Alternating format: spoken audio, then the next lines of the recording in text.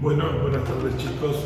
Hoy vamos a hacer el trabajo práctico de laboratorio número 1 que corresponde a errores en la medición. En la parte experimental, el objetivo será la determinación del valor más probable del periodo de oscilación de un péndulo, incluyendo su intervalo de incerteza, y como segunda parte, la determinación del valor de la gravedad, de la aceleración de la gravedad en nuestra ciudad con su intervalo de incerteza. Vamos a ver qué es lo que quiere decir periodo de oscilación de un péndulo. El periodo de oscilación de un péndulo, cualquiera sea su especie, en este caso un péndulo simple, se define como el tiempo necesario para que realice una oscilación completa. ¿Qué significa esto? Si nosotros lo ponemos en una determinada posición, una oscilación completa será el tiempo que tarda en ir y volver al lugar donde yo lo lancé. Se demuestra, y ya lo veremos más adelante, que el periodo de oscilación de un péndulo simple para pequeñas oscilaciones no depende de la masa y va a responder a la siguiente ecuación. El periodo es igual a 2pi por la raíz de la longitud sobre el valor de la aceleración de la gravedad. Los elementos que vamos a usar en esta experiencia, evidentemente es un péndulo simple, que no es otra cosa que una plomada de las usadas en pescas unida mediante una tanza al techo. Vamos a utilizar una escuadra, un libro, vamos a utilizar seguramente una regla para poder medir y fundamentalmente un cronómetro para poder medir los tiempos. Bueno, ¿cómo vamos a hacer el proceso de medición? Para poder estimar básicamente la magnitud física que define el periodo de oscilación de un péndulo y determinar el rango de error que se comete al hacer las mediciones, vamos a tomar 5 series de 20 mediciones. Ya ustedes podrán observar después que estarán representadas las series por la tabla número 1. Es decir, haremos 5 series de 20 mediciones, por lo tanto haremos en total 100 mediciones.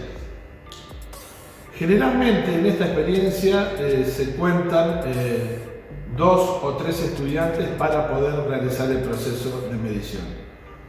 Uno de los estudiantes es el encargado en lanzar el péndulo, otro de los estudiantes es el encargado de tomar dichos tiempos y un tercer estudiante es el encargado de anotar esos tiempos.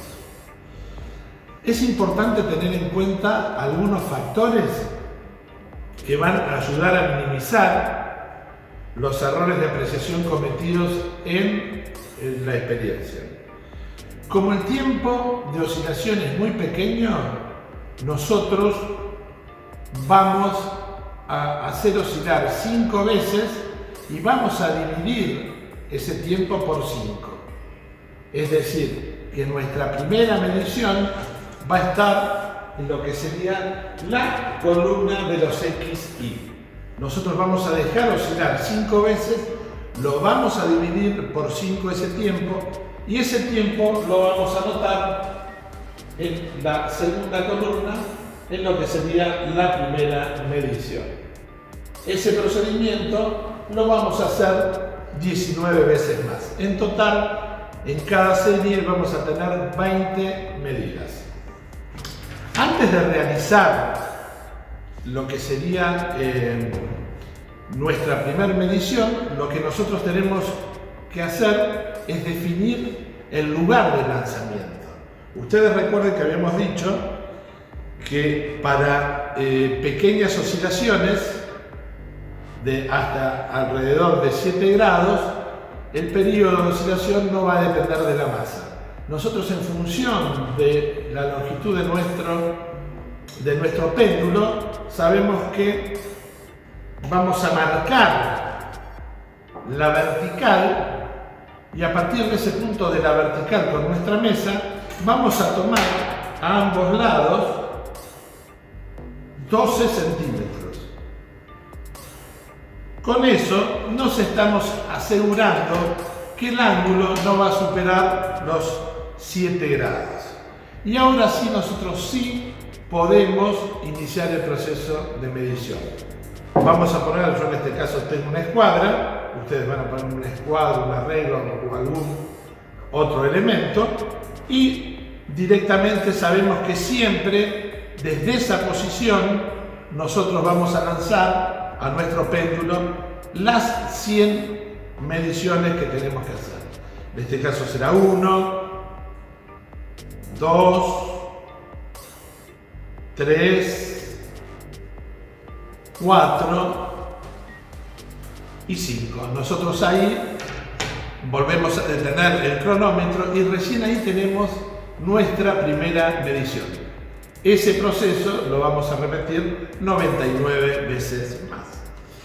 Otra de las cosas que tenemos que tener en cuenta es que generalmente siempre el operador debe estar perpendicular a lo que sería el plano de movimiento, y lo que tenemos que tener muy en cuenta es que debemos evitar oscilaciones perpendiculares justamente a ese plano de movimiento.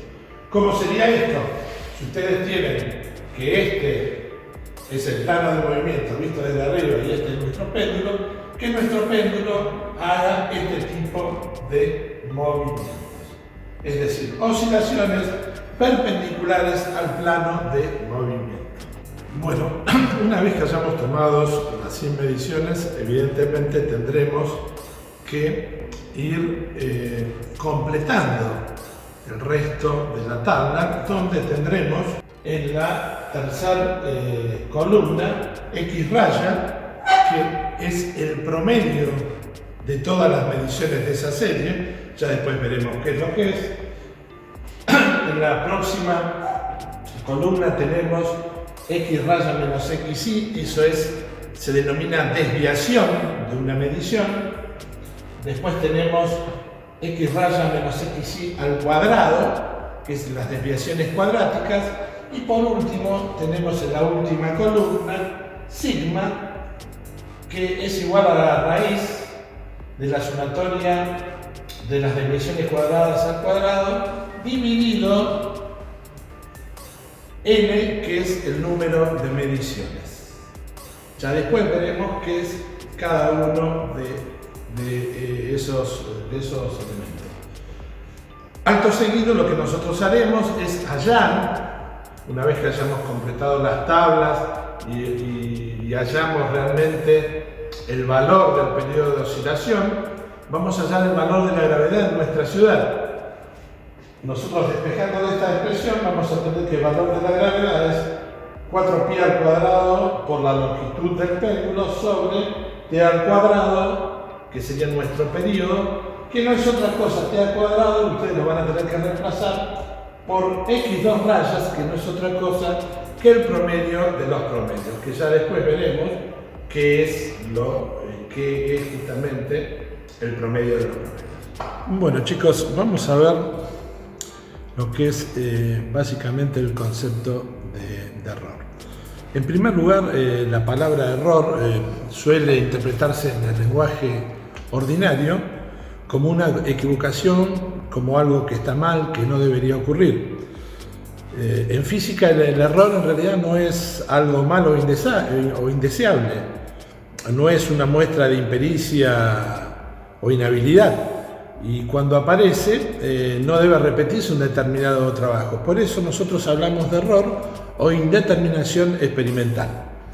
La física es una ciencia experimental, o sea, estudia los procesos del mundo físico y establece un cierto limitado número de teorías. Que la física sea ciencia experimental significa que los fenómenos en análisis pueden observarse y medirse.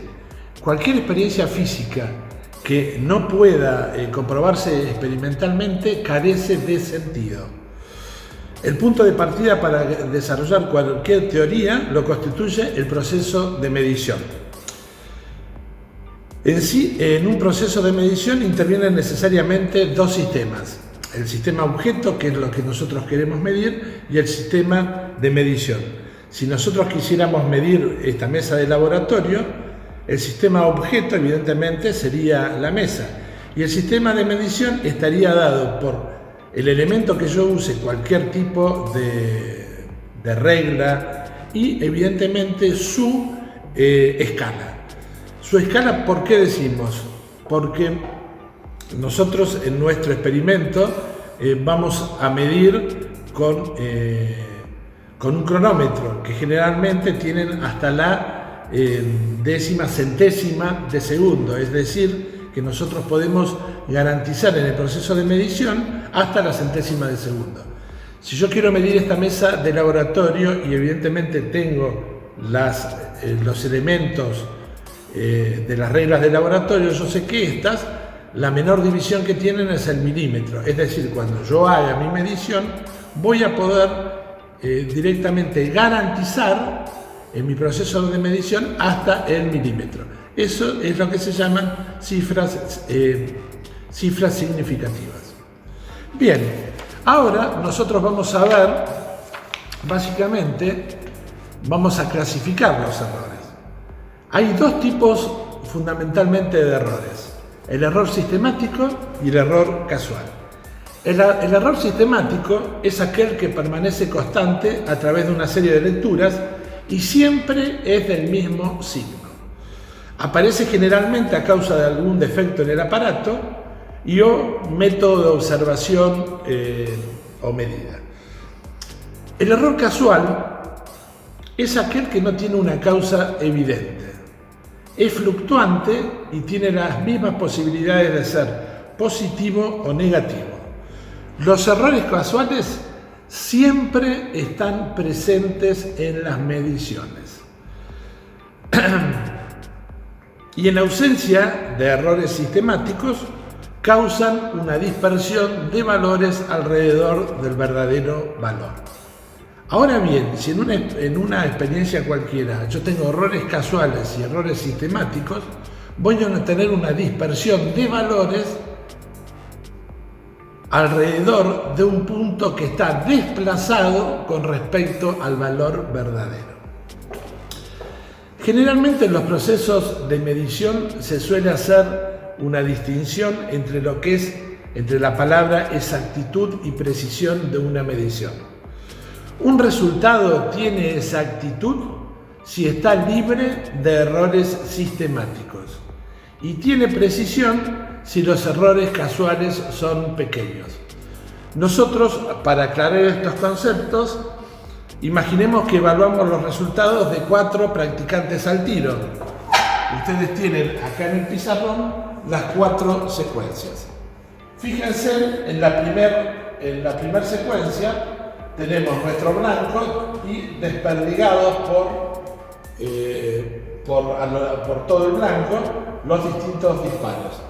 Fíjense, nosotros vamos a tomar, entre comillas, que nuestro instrumento de medición sería evidentemente una carabina con su sistema de puntería, con su mira delantera y su mira trasera.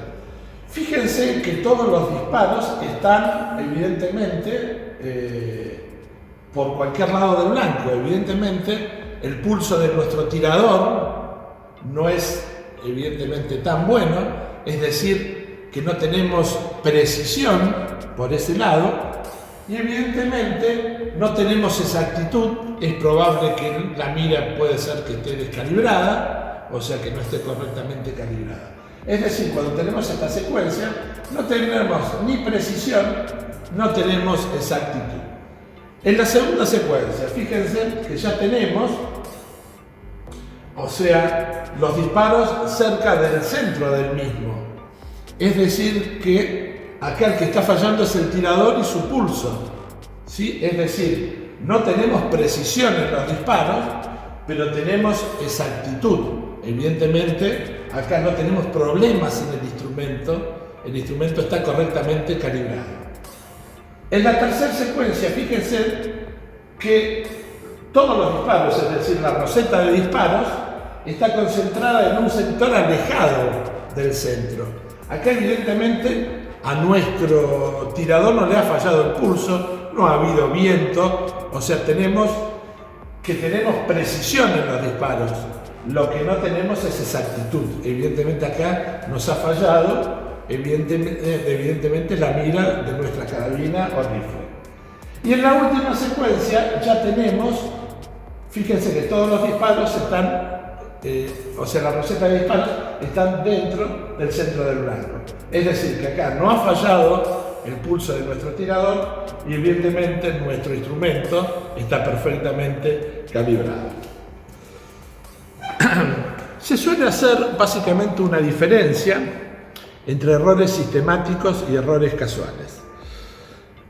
Los errores casuales se descubren al repetir las medidas.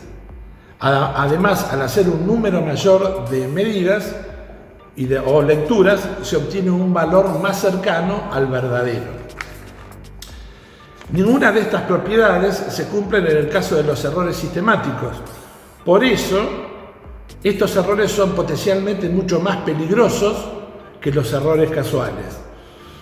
Si en un experimento existen errores casuales grandes, se puede ver el efecto de ellos en el valor grande del error final que acompaña la medida. Entonces, realmente todo el mundo sabe que hay una imprecisión en el resultado. Sin embargo, la existencia escondida de un error sistemático puede dar un resultado aparentemente bueno, con un error estimado pequeño, pero un valor completamente malo. Imagínense que nosotros, en vez de tomar 100 mediciones en nuestra experiencia, tomáramos 5.000 mediciones. Pero con la desgracia que nuestro cronómetro atrasa, y atrasa en una forma marcada. Evidentemente, al tomar tantas mediciones, nosotros vamos a tener un error seguramente muy pequeño, pero un valor completamente malo en el resultado. Los errores casuales se pueden estimar por métodos estadísticos, que es lo que nosotros vamos a hacer en esta experiencia.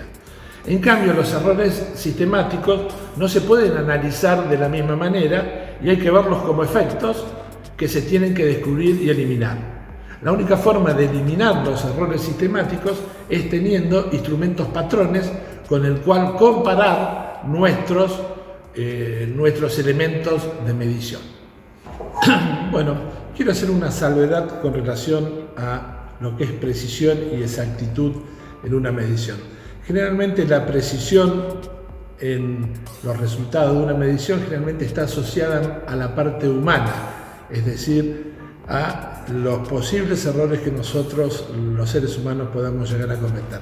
Sin embargo, la exactitud está más asociada a la parte netamente instrumental. Bueno, chicos, seguimos directamente. Ahora vamos a hacer el tratamiento estadístico de los errores casuales. Nosotros hasta ahora, supónganse que hayamos ya tomado los 20 valores de nuestra primera serie. ¿Y qué vamos a hacer con estos valores? Nosotros tenemos que tener un valor evidentemente representativo de toda esa medición. Evidentemente vamos a tener que sacar un valor medio o un valor promedio. En la teoría estadística de errores se postula al mejor valor a la siguiente ecuación. El valor más probable está dado por X raya igual a 1 sobre n, que es el número de mediciones, por la sumatoria, en nuestro caso de n igual a 1 hasta 20, de los x sub i. X sub i es cada una de nuestras mediciones. Nosotros, en nuestra experiencia, vamos a tener, evidentemente, 5 valores de x raya, o el valor más probable, que será el cada uno, el correspondiente a cada serie de valores. Realmente el valor de x raya o valor más probable o el promedio de una serie evidentemente va a tener un significado físico por la magnitud del error que acompaña a dicho valor. ¿Cómo es la distribución de medidas? Generalmente nosotros tenemos que para visualizar los resultados obtenidos en una experiencia se construye lo que se denomina un histograma. Un histograma es un diagrama que muestra el número de veces que los diferentes valores obtenidos se repiten. Para ello, generalmente recurrimos a un par de ejes coordenados, donde en el eje de las abscisas representaremos los valores obtenidos en la medición, y en las ordenadas el número de veces que estos valores se repiten. Para construir un histograma se debe proceder de la siguiente manera. Primero, determinamos los valores extremos, es decir, el valor mínimo, el X mínimo, y el valor máximo. Para ello, nosotros nos vamos a nuestra tabla y nos fijamos de las mediciones cuál es el mínimo valor y cuál es el máximo valor. Con ello, hallamos el rango. ¿Qué es el rango? El rango no es otra cosa que el valor máximo menos el valor mínimo. En sí es la más sencilla y directa medida de la dispersión de valores. Nosotros vamos a ver que el rango me da un determinado intervalo donde van a estar concentradas todas las medidas. En el segundo paso dividimos al rango en partes iguales o intervalos. El número de intervalos generalmente es arbitrario, ¿sí? Nosotros vamos a tener que el intervalo va a estar dado por el rango dividido en un número arbitrario. En nuestra experiencia, nosotros vamos a tomar o 5 intervalos o 6 intervalos, ni 4 ni 7. Una vez que nosotros tenemos los intervalos, vamos a obtener como tercer paso un diagrama de barras, es decir, iremos viendo de los valores de la tabla cuáles valores van cayendo en los distintos intervalos. Y así completaremos un diagrama de barras. Ahora vamos a hacer un ejemplo para que ustedes lo vean. Un valor máximo igual a 3 segundos, un valor de X mínimo igual a 2,5 segundos. Vamos a hallar el rango, es decir, la medida más sencilla de la dispersión, 3 segundos menos 2,5 segundos. Me queda que en 5 segundos voy a tener los 10 valores de este ejemplo. El paso 2, tenemos que el intervalo es el rango sobre un número arbitrario, el rango es 0,5 y el número de intervalos que pongo para este ejemplo es 5, por lo tanto la longitud de cada intervalo es 0,1. Tomamos un par de ejes coordenados, tomamos en el eje de las X, es donde tenemos la repetición de valores, y en el eje de las Y la frecuencia con que estos se repiten. Tomamos 5 intervalos, de 2,5 a 2,6, de 2,6 a 2,7, de 2,7 a 2,8, de 2,8 a 2,9 y de 2,9 a 3. Nosotros básicamente nos fijamos en la tabla, o sea, en una de las 5 series que ustedes van a tener que hacer, y nos fijamos que de 2,5 a 2,6 voy a tener la repetición voy a tener que me cae una medida. Es decir, voy a tomar y coloco un pequeño rectángulo y ahí tengo mi primer medida. De 2,6 a 2,7 caen 2 repeticiones, es decir, vengo acá y tomo otro rectángulo. De 2,7 a 2,8 es donde tengo la mayor concentración de medidas, es decir, tengo 4 mediciones. De 2,8 a 2,9 tengo una medición y de 2,9 a 3 tengo 2 mediciones. Acá tendría un histograma, este diagrama de barras correspondiente a esta serie de mediciones. Ustedes observarán que el valor más probable es decir, X raya, evidentemente va a estar entre 2,7 y 2,8. Si evidentemente el X raya me daría entre 2,9 y 3, algo evidentemente estoy haciendo mal en mi histograma. Ahora bien, esto es directamente una curva a trazos.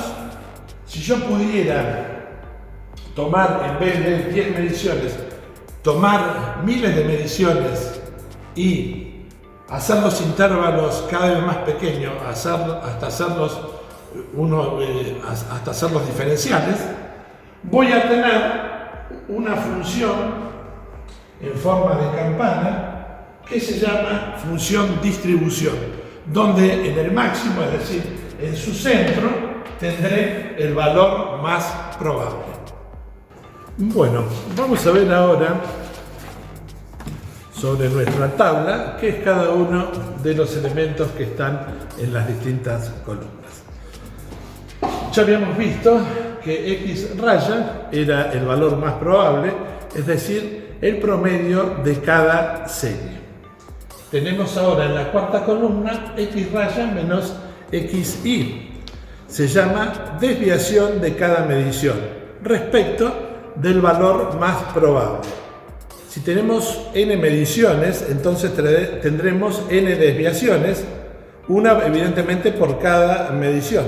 En general estos serán números positivos y negativos y no tendrá mucho significado físico la suma algebraica de ellos, ya que siendo grandes las desviaciones podemos tener desviaciones positivas, desviaciones negativas e inclusive igual a cero. En cambio, en la quinta columna, la suma de nuestras desviaciones cuadráticas sí van a tener sentido físico, porque será una magnitud más representativa, nos dará una idea global de cómo fluctúan los valores medidos XY alrededor del valor más probable. Para independizarnos de ese número de mediciones, vamos a definir lo que es la varianza.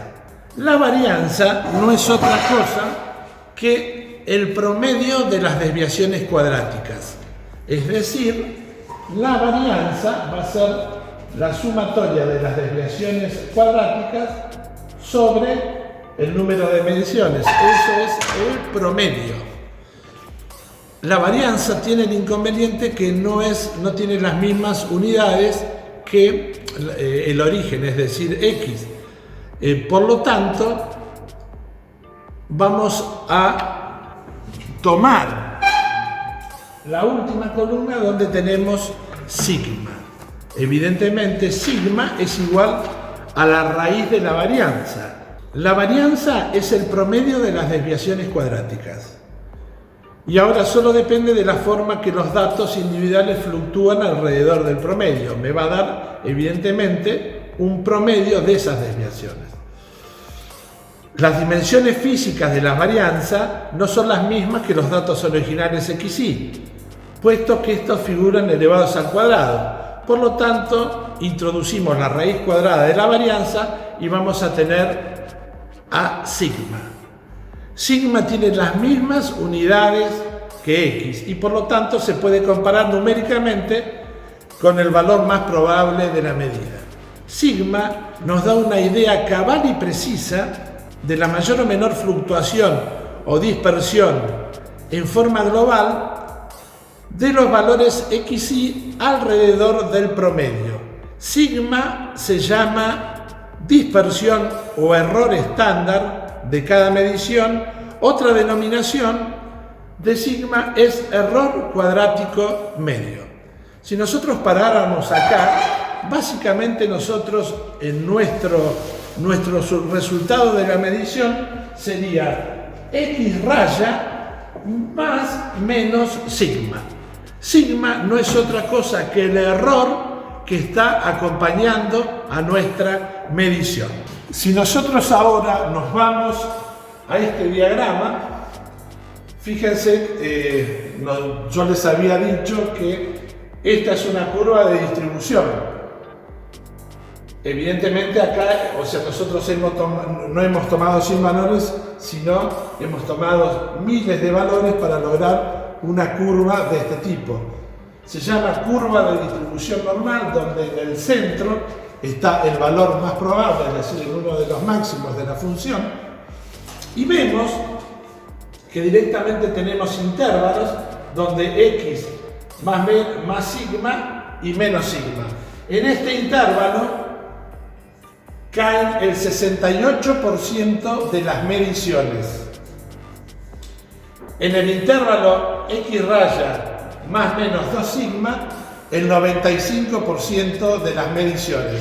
Y si hubiéramos hecho X más menos 3 sigma, caen el 99.8% de las mediciones. Bueno, hasta ahora hemos definido el valor más probable, X raya, la desviación de cada medición de sub i, la suma de las desviaciones cuadráticas, hemos definido la varianza y fundamentalmente hemos definido la dispersión o el error cuadrático medio, que es sigma.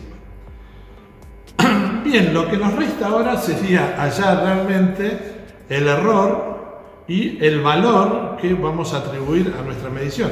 Nosotros hemos trabajado hasta ahora con 5 series donde hemos hallado 5 valores de X raya y hemos hallado 5 valores del error cuadrático medio. ¿Qué es lo que vamos a hacer con ello? Nos vamos a ir a la tabla 2, donde vamos a tener X2 rayas. Vamos a definir lo que es el promedio de los promedios. Es decir, el promedio de los promedios no es otra cosa que la sumatoria de los X rayas sub J dividido M, que es el número de series. Exactamente tomamos lo mismo, la desviación de cada medición, las desviaciones cuadráticas y obtenemos por último lo que sería E. E no es otra cosa que el error absoluto, es el error que acompaña a la medición. Es el error que está asociado a nuestra medición, que en este caso va a ser X2 rayas. Y es igual a la raíz de la sumatoria de X2 rayas menos X rayas sub J, todo elevado al cuadrado, dividido M, que es el número de series. Si volvemos a la función gaussiana anterior, lo que nosotros logramos con hacer, fraccionar las medidas y hallar promedios de los promedios, es achicar el intervalo de error. Básicamente, entre X raya y más menos sigma, caen el 68% de las mediciones. Al igual que en este caso, donde tenemos X2 rayas más menos C. Solo que este intervalo es mucho más pequeño. Yo podría haber hecho directamente una sola secuencia de 100 mediciones y hubiera hallado un valor de X raya y de sigma. Pero seguramente ambos valores serían diferentes a este valor de X2 raya más menos el error absoluto. El intervalo, les reitero, va a ser mucho más pequeño. Como conclusiones, ¿qué podemos decir? Que el promedio X2 rayas es el valor que la medición atribuye a la magnitud medida. El error cuadrático medio del promedio, es decir, E, define el intervalo de error asociado a nuestra medición. Y después tenemos, también como conclusión, que el error cuadrático de la medida, es decir, sigma, es la medida de la calidad del sistema de medición y del operador. Cuanto menor sigma, indican mediciones más precisas. Por último, el resultado de nuestra medición, es decir, el valor de X, va a ser igual a X2 rayas más menos E. Este es el resultado de la medición con su intervalo de incerteza. Bueno, vamos a definir lo que es error relativo y error porcentual. El error relativo es el cociente entre el error absoluto de una medición sobre el promedio de los promedios. Y el error porcentual es el error relativo por 100. Tanto el error relativo como el error porcentual permiten la comparación de la calidad de mediciones de diferentes magnitudes entre sí. Bueno, ustedes en esta experiencia van a tener que, como primer punto, determinar el error absoluto de la medición. Eso sale directamente de la tabla 2. Determinar el error relativo y el error porcentual. Evidentemente lo acabamos de ver. Determinar el valor del error cuadrático medio para cada serie, es decir, en las series ustedes tendrán que tomar los valores de sigma. Escribir el resultado de la medición con su intervalo de incerteza, es decir, X igual a x2 rayas más menos el error absoluto, van a tener que confeccionar un histograma para cada una de las series y un histograma general, es decir, van a tomar primero 5 histogramas y después un histograma, van a tener las 100 mediciones y tomarán el histograma general. Y después harán un informe sobre la experiencia y las conclusiones. En este informe, ¿qué es lo que tiene que estar? Tiene que estar qué es un error casual, qué es un error sistemático, qué es un histograma, cómo se construye, qué es X raya, qué es sigma, qué es X2 rayas, qué es E. Todas esas premisas tienen que estar dentro del informe. Y por último, una vez que han hallado X2 rayas, en la ecuación que vimos con anterioridad, ustedes tendrán que hallar el valor de la gravedad en nuestra ciudad. Muchas gracias.